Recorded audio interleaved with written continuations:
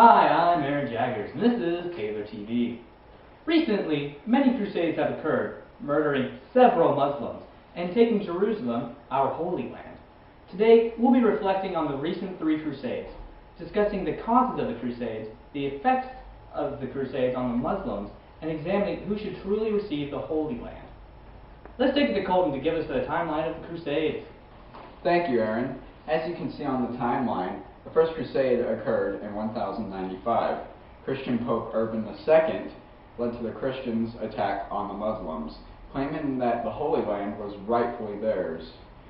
They gathered their army and attacked on the Muslims, brutally murdering many Muslims.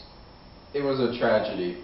They then conquered Jerusalem on their own, until 1145, when the Muslims attacked on the Christians. The crusade was led by Saladin. The Second Crusade ended in 1147 with a Muslim victory. The Third Crusade resulted somewhat differently than the last. Three popular kings still believed in the ignorant idea that the Holy Land still rightfully belonged to the Christians. The three kings were Philip Augustus, King of France, Frederick Barbarossa, King of Germany, and King Richard, King of England. The three set out on their crusade to regain Jerusalem. However, along their journey, King Barbarossa drowned, and King Augustus simply quit, leaving only King Richard. From there, King Richard continued on into Jerusalem. When he arrived, he then convinced the Turks to allow Christians to visit the Holy Land, simply so they could worship their God. You see, this treaty was not in play long before Christians broke it, and that leaves us where we are today. Ha! Thank you, Colton. That timeline was very insightful. Now, let's bring in Kodi to confer the causes and effects of the Crusades. The cause of the Crusades, from our perspective, there truly is none. We did not send our people to brutally murder the Christians simply for their beliefs. The Christians were riled up because of this Pope Urban II, who convinced them we took their land and it was their right, due to their beliefs, to regain this land from those who have stolen it from them, which I suppose would be us, the Muslims.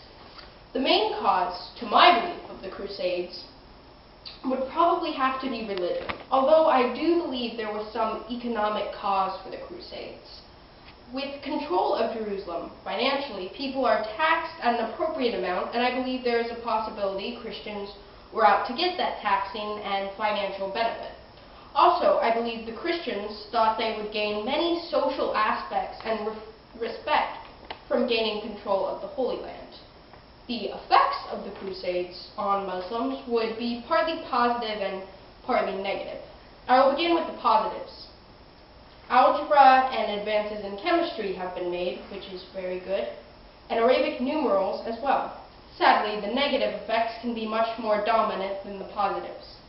Many Muslims were killed or injured.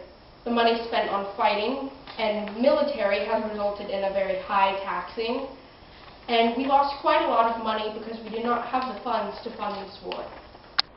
Thank you, Kodi. Now, to sort of wrap up our show, I thought we should remind ourselves of why Jerusalem is so important to us Muslims. Years ago, Muhammad, the sacred prophet of Allah, traveled to Jerusalem. From there, Muhammad rose to heaven and was told the word of Allah. And that concludes our show. Thank you for watching. I am Aaron Jaggers. Next week, we'll be discussing the Ramadan. That is just around the corner. Good evening, Muslims.